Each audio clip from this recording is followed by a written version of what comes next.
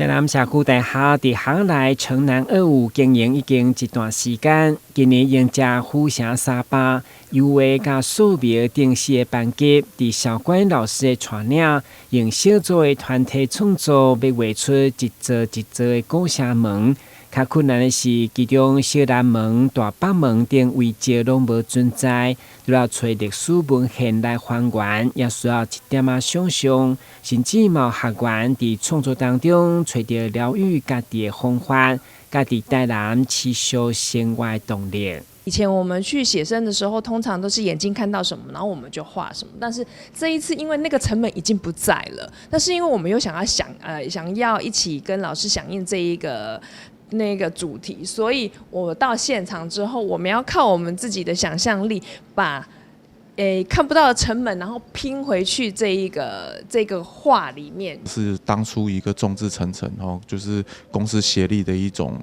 建成的方式。那所以我们这次的名字就取名叫做公民建成计划，然后希望透过我们台南公民的这一些所谓的台南社大的学员，然后一起来分成各个组别，然后一起来共同创作，